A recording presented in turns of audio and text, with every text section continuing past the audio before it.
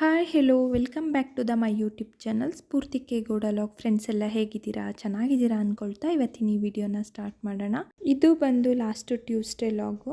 ನಾನು ಬೆಳಗಿನ ತಿಂಡಿಗೆ ಅಂತ ಹೇಳಿ ಚಪಾತಿ ಮತ್ತು ಕುಂಬಳಕಾಯಿ ಪಲ್ಯನ ಮಾಡಿದ್ದೆ. ಫ್ರೆಂಡ್ಸ್, ನಿಮಗೆಲ್ಲ ಆಶ್ಚರ್ಯ ಆಗ್ತಾ ಇರ್ಬೋದು, ಚಪಾತಿ ಅಂತ ಹೇಳಿ ರೊಟ್ಟಿನ ತಟ್ತಾ ಇದ್ದಾರೆ ಅಂತ. ಇಲ್ಲ, ನಾನು ಚಪಾತಿನೇ ಮಾಡ್ತಿರೋದು. ನಾನು ಯಾವುದೇ ರೀತಿ ಲಟ್ಟಣಿಗೆ ಸಹಾಯ ಇಲ್ಲದೆ ಮತ್ತು ಕವರು ಕೂಡ ಬಳಸದೆ ಈಸಿಯಾಗಿ ಶೆಲ್ಫ್ ಕಲ್ ಮೇಲೆನೆ ಚಪಾತಿನ ಮಾಡ್ಕೊತೀನಿ. ಅದು ಕೂಡ ನನಗೆ ಎಷ್ಟು ತೆಳುವಾಗಿ ಬೇಕು ಅಷ್ಟು ತೆಳುವಾಗಿ ಈಸಿಯಾಗಿ ಮಾಡ್ಕೊಳ್ಳೋವಂಥದ್ದು. ನಾವು ಈ ರೀತಿ ಶೆಲ್ಫ್ ಮೇಲೆನೆ ಚಪಾತಿನ ಒತ್ಕೋಬೇಕು ಅಂತ ಅಂದರೆ ಹಿಟ್ಟನ್ನ ಚೆನ್ನಾಗಿ ನಾದಬೇಕಾಗುತ್ತೆ. ಹಿಟ್ಟನ್ನ ಚೆನ್ನಾಗಿ ನಾದಿದ್ದಾದ್ಮೇಲೆ 10 ನಿಮಿಷ ಎತ್ತಿಟ್ಟು ಮೀಡಿಯಂ ಸೈಜಲ್ಲಿ ಉಂಡೆನ ಮಾಡಿಕೊಂಡು ಚಪಾತಿ ಹಿಟ್ಟನ್ನ ಒತ್ತಿದ್ರೆ ನೀಟಾಗಿ ಈ ರೀತಿ ಚಪಾತಿನ ಮಾಡ್ಕೋಬಹುದು. ನೀವು ಕೂಡ ಒಂದ್ಸಲ ಟ್ರೈ ಮಾಡಿ. ನಾವು ಲಟ್ಟಣಿಗೆಲ್ಲಿ ಒತ್ತೋದಕ್ಕಿಂತನೂ ಕೂಡ ಇನ್ನೂ ಫಾಸ್ಟಾಗಿನ ಚಪಾತಿನ ಒತ್ಕೋಬಹುದು.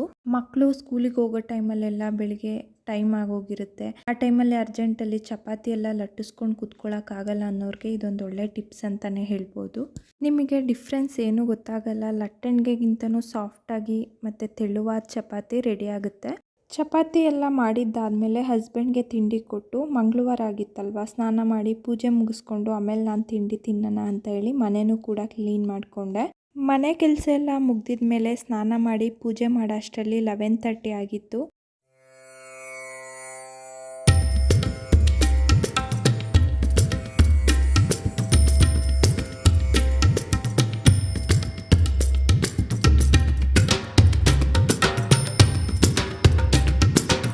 ಬೆಳಗ್ಗೆ ತಿಂಡಿ ಎಲ್ಲ ಮುಗೀತು, ಕೆಲಸನೂ ಕೂಡ ಮುಗ್ದಿದ್ದಾದಮೇಲೆ ಸ್ವಲ್ಪ ಅವರೆಕಾಳಿತ್ತು, ಅದು ಕೂಡ ಇಟ್ಕಿಸ್ಕೊಂಡು ಸಾಂಬಾರು ಕೂಡ ಮಾಡಿಕೊಂಡೆ. ಇನ್ನು ಸಂಜೆಗೆ ಮಗನ ಕರಾಟೆ ಕ್ಲಾಸಿಗೆ ಕರ್ಕೊಂಡು ಹೋಗ್ಬೇಕಿತ್ತು. ಬಂದು ಸಾಂಬಾರೆಲ್ಲ ಮಾಡೋಕ್ಕಾಗಲ್ಲ ಅಂತ ಹೇಳಿ ಮಧ್ಯಾಹ್ನದ ಊಟಕ್ಕೇನೆ ನಾನು ಮುದ್ದೆ ಮತ್ತು ಇದ್ಕಿದ ಬೇಳೆ ಸಾಂಬಾರನ್ನ ಮಾಡಿದ್ದೆ.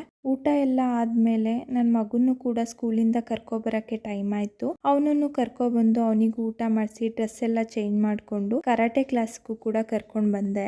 ಅವನಿಗೆ ಕ್ಲಾಸ್ ನಡೀತಾ ಇತ್ತು. ಅಲ್ಲೇ ಸೈಡಲ್ಲಿ ಕುತ್ಕೊಳ್ಳೋಣ ಅಂತ ಬಂದೆ. ಅಲ್ಲಿ ನೋಡಿದ್ರೆ ಹೆಚ್ಚಿ ಹಣ್ಣು ಗಿಡ ಇತ್ತು. ನೋಡಿ ತುಂಬಾ ಖುಷಿ ಆಯಿತು. ಹಣ್ಣು ಬಿಟ್ಟಿದೆಯಾ ಅಂತ ನೋಡಿದ್ರೆ ಗಿಡದ ತುಂಬ ಹಣ್ಣುಗಳಿತ್ತು. ಆಲ್ಮೋಸ್ಟ್ ಹಳ್ಳಿ ಸೈಡು ಈ ಹಣ್ಣು ಎಲ್ರಿಗೂ ಗೊತ್ತಿರುತ್ತೆ. ದೊಡ್ಡಚ್ಚಿ ಹಣ್ಣು ಅಂತಾರೆ, ಹೆಚ್ಚಿ ಹಣ್ಣು ಅಂತಾರೆ. ಆದರೆ ತಿನ್ನಕ್ಕೆ ಮಾತ್ರ ತುಂಬ ರುಚಿಯಾಗಿರುತ್ತೆ. ನಾವು ಚಿಕ್ಕ ವಯಸ್ಸಲ್ಲಂತೂ ತುಂಬ ತಿಂತಾ ಇದ್ವಿ. ನಮ್ಮ ಗದ್ದೆ ಹತ್ರ ಒಂದು 10-15 ಮರ ಇತ್ತು. ನಮ್ಮ ತಾತ ದಿನ ಎತ್ಕೊಬಂದು ಕೊಡ್ತಾಯಿದ್ರು. ನಾವು ಸ್ಕೂಲ್ಗೆ ಹೋದಾಗ ಜೇಬ್ ತುಂಬ ತುಂಬ್ಕೊಂಡೋಗಿ ಫ್ರೀ ಟೈಮಲ್ಲೆಲ್ಲ ಕ್ಲಾಸಲ್ಲಿ ತಿಂತಾ ಇದ್ವಿ. ನನಗಂತೂ ತುಂಬ ಖುಷಿ ಆಯಿತು. ಫ್ರೆಂಡ್ಸ್, ಈ ಹಣ್ಣು ನಮಗೆ ಚೈಲ್ಡ್ಹುಡ್ನ ನೆನಪು ಮಾಡಿದೆ. ಯಾಕಂದರೆ ಇದಕ್ಕೆ ನಮ್ಮ ಕಡೆಯಲ್ಲೇ ಹೆಚ್ಚಿ ಹಣ್ಣು ಅಂತ ಹೇಳ್ತೀವಿ. ಒಂದೊಂದು ಕಡೆ ಒಂದೊಂದು ಥರ ಹೇಳ್ತಾರೆ. ತುಂಬಾ ಸ್ವೀಟಾಗಿದೆ. ತುಂಬ ಲಾಂಗ್ ಟೈಮ್ ತಿಂತಾಯಿದ್ದೀನಿ. ನಿಮಗೆ ಈ ಹಣ್ಣು ಬಗ್ಗೆ ಗೊತ್ತಿದ್ರೆ ಕಮೆಂಟ್ ಮಾಡಿ.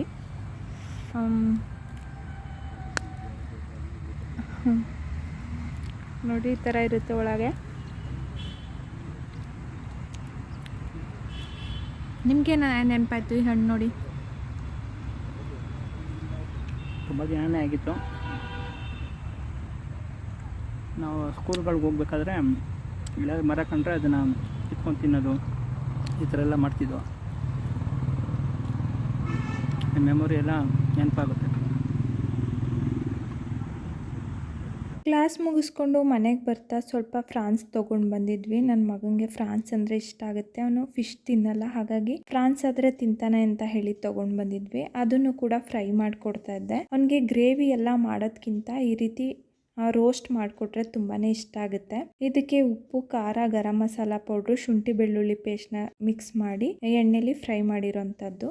ಸಾಂಬಾರು ಮಾಡೋ ಗಡಿಬಿಡಿ ಇರಲಿಲ್ಲ. ಊಟ ಎಲ್ಲ ಮುಗ್ದಿದ್ದಾದಮೇಲೆ ನೋಡ್ತಿದ್ದೀರಲ್ವ, ಪಾತ್ರೆಗಳು ನನಗೋಸ್ಕರ ಕಾಯ್ತಾ ಇದ್ವು. ಅದನ್ನು ಕೂಡ ತೊಳೆದು ಕಿಚನ್ ಎಲ್ಲ ಕ್ಲೀನ್ ಮಾಡಿ ಮಲ್ಕೊಳ್ಳೋ ಅಷ್ಟರಲ್ಲಿ 10:30-11 ಗಂಟೆ ಆಗಿತ್ತು. ನೋಡಿದ್ರಿ ಅಲ್ವಾ ನನ್ನ Tuesday morning to evening routine ಯಾವ ರೀತಿ ಇತ್ತು ಅಂತ.